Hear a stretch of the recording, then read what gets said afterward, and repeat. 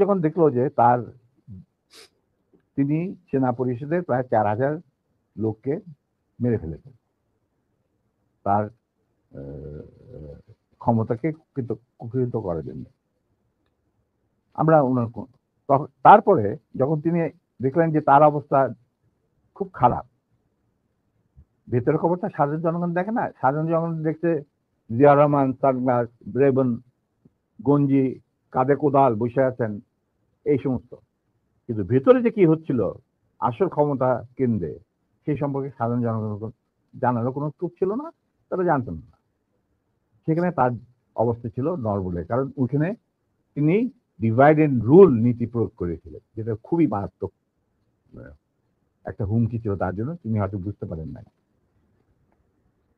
তিনি যখন রাষ্ট্রীয় সফরে আসেন, আমার বাবাকে deputy head of the delegation করে নিয়ে আসলেন এবং আমাকে বললেন যে let us forget and forgive, তোমরা আমাদের পাশে দাঁড়া।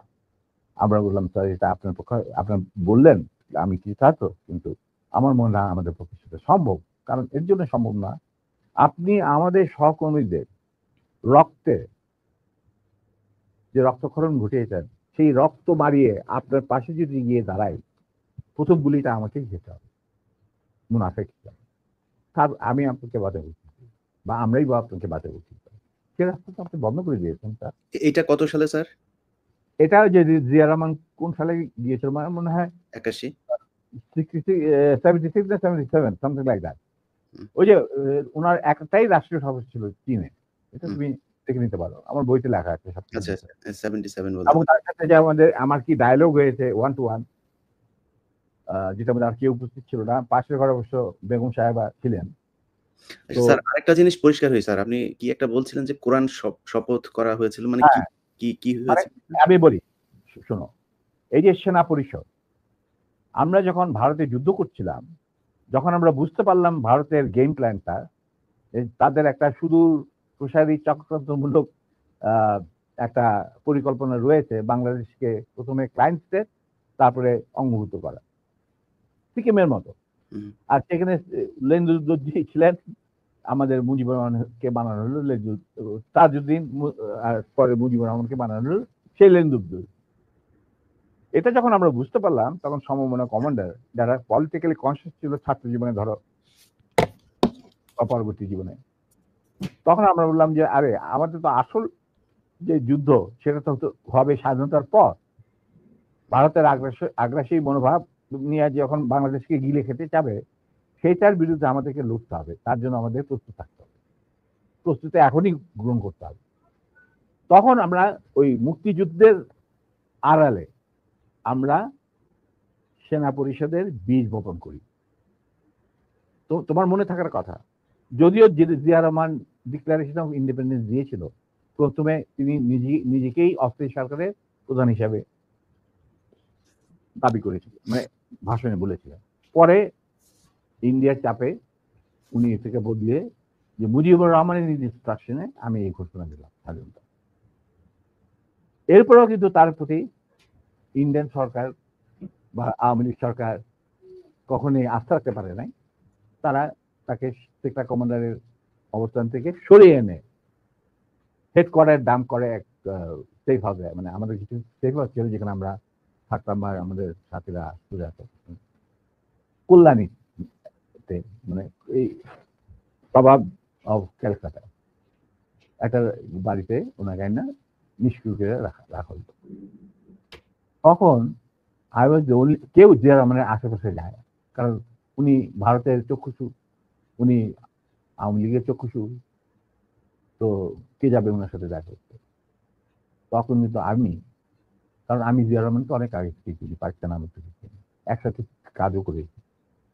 যাই হোক, আমি গিয়ে ওনার সাথে যোগাযোগ করি এবং তাকে বুঝাই যে স্যার আপনি ধৈর্য ধরুন, আমরা আপনাকে সহজে হারাবো না।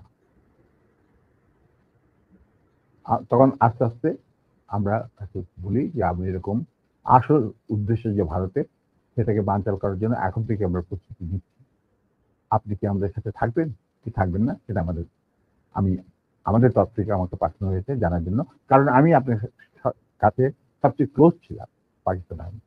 সবাই যায়। আচ্ছা, উনি বলেন কি তোমাদের কর্মসূচি? তখন আমি তাকে আমাদের কর্মসূচি দিলাম, যেটা 25 বছরের একটা কর্মসূচি ছিল ইলিয়াস। হুম। তুমি যদি এই কর্মসূচিটা পড়ে, এই কর্মসূচিটা আমরা তৈরি করেছিলাম বিভিন্ন সেক্টরের মুক্তিযোদ্ধা এবং অন্যান্য সাধারণ জনগণের আশা-আকাঙ্ক্ষার পরিপ্রেক্ষিতে। সেই কর্মসূচিটা পড়ার পর উনি এটাকে মেনে নেন। তো আমি বললাম যে, স্যার আমাদের সমস্যাটা হচ্ছে আমরা সবাই প্রায় সমবয়সী। আমাদের একজন সিনিয়র অফিসার দরকার যাকে আমরা ট্রাস্ট করতে পারি, তাকে আমরা কেন্দ্র করে এগিয়ে যেতে চাই এই সেনা পরিষদের কর্মসূচি বাস্তবায়নের জন্য। স্বাধীনতার পর, স্বাধীনতা যুদ্ধ তো করবই, স্বাধীনতার পর এই কর্মসূচি আমরা বাস্তবায়ন করব অন্যান্য সমমনা দেশপ্রেমিকদের সঙ্গে নিয়ে। তখন উনি এটা খুব কেয়ারফুলি আমাদের কর্মসূচি পড়লেন। তারপরে আমি একদিন গেলাম, উনি বললেন যে আমি পড়লাম, আমি সম্পূর্ণভাবে একমত। স্বাধীন বাংলাদেশকে একটা সুখী সমৃদ্ধ আত্মনির্ভরশীল এবং আমাদের সংস্কৃতির ভিত্তিতে নতুন বাংলাদেশ গঠন করার জন্য এর চেয়ে ভালো কোনো রকম কর্মসূচি হতে পারে না। আমরা ধাপে ধাপে এটাকে কার্যকারী করব। তখন আমি বললাম, তাহলে কি আপনি আমাদের সাথে কাজ করতে রাজি আছেন? আমরা আপনাকেই আগে রেখে আমরা কাজ করতে চাই, কারণ you are the senior most এবং আপনি একজন সৎ ব্যক্তি। উনি সৎ ছিলেন ব্যক্তিগতভাবে। আর তবে আপনার সমস্যা হচ্ছে আপনি বাংলা জানেনও না, বাংলা বলতে পারেন না, লিখতে পারেন না, আপনি সারা জীবন পাকিস্তানে বড় হয়েছেন, ওখান থেকে আমি শিখতে পারি। That's not a problem.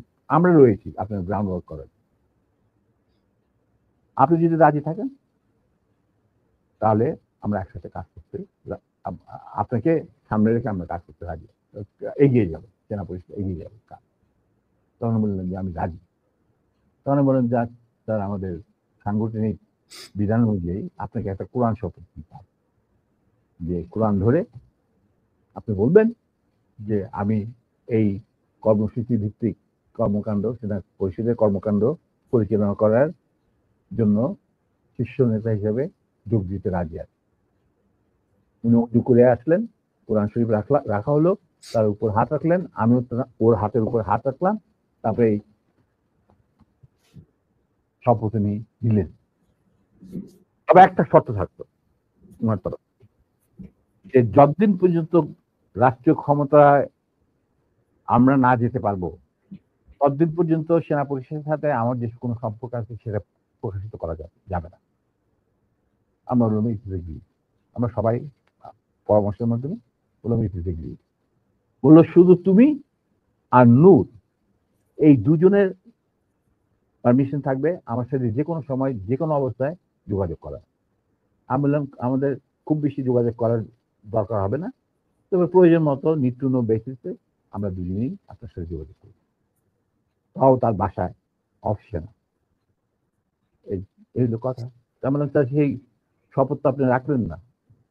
আপনি মনে করলেন যে আমাদের বিদেশিরা এসে এই ছিড়ায় ছেটায় আপনার আন্ডারই, সরকারের আন্ডারে থাকবো আমরা বিভিন্ন দূতাবাসে, আপনি আপনার যাদেরকে আপনি বিশ্বাসযোগ্য মনে করেন তাদের নিয়ে আপনি রাষ্ট্র চালাবেন, চালান। আমরা তো কোনো রকম বিরোধিতা করি নাই, আপনার করবো। আজ আপনি আমার বাবার সামনে বলছেন যে তোমরা let us forget and forgive and start a fresh. রাজনীতিতে বা রাজনীতি হলো দাবা খেলা। দাবা খেলায় একটা চাল দিয়ে চাল আবার পিছনে নেওয়া যায় না, চালের আগে আপনাকে চিন্তা করতে হয়, এটা একবার চাল দেওয়ার পর আর সেটাকে ফেরত নেওয়া যায় না। আপনি how can we start a fresh, এটা সম্ভব নয়। এইভাবে আমাদের মিটিং শেষ হয়ে যায়। আপনাদের ওই 25 বছরের পরিকল্পনাতেই কি শেখ মুজিবকে ক্ষমতাচ্যুত করার পরিকল্পনা ছিল? অবশ্যই। শেখ মুজিব কি? Sheikh Mujib was a major player to implement the Indian design over right, Bengal. Right, G. Sir মনে রাখে কিভাবে তুমি দেশে মানে জাতীয়তাবাদী ভিত্তিতে নিজের সংস্কৃতি, নিজেদের ঐতিহ্য ভিত্তিতে, নিজেদের ধর্মীয় চেতনার ভিত্তিতে তুমি বাংলাদেশ বানাবে কিভাবে? How it is possible? এটা তো, এই প্রশ্নটা তো আমার মনে হয় তোমার করাই উচিত ছিল। না, এটা এটা করা উচিত ছিল না, কেন এটা করলাম আপনার মুখ থেকে শোনানোর জন্য। এটা শুনলে হয়তো অনেকেই মনে করতে পারে, যেমন আওয়ামী লীগ হয়তো এটা নিয়ে কথা বলবে যে জিয়াউর রহমানও তাহলে তাকে ক্ষমতাচ্যুত। আমি কিন্তু এখানে হত্যা করার কথা বলি, আমি বলেছি ক্ষমতাচ্যুত। ক্ষমতাচ্যুত করার কথা ক্ষমতা তিনি জানতেন। he was a casualty. Right. He was a casualty in a conflict, it's a cross armed fire. conflict. But right, that's it. Right. তো এখন এই জায়গাতে শেখ মুজিবকে করার পরে আমি ব্যক্তিগতভাবে এই জিয়াউর রহমানের প্রতি আমার সম্মান একটুও কমে নাই। কারণ ওইটা ছিল মেইন কালপিট এই শেখ মুজিব। সো তাকে তো হ্যাঁ। সরাইতেই হবে। এনি হাউ আপনাকে সেটা কিন্তু আমি তোমাকে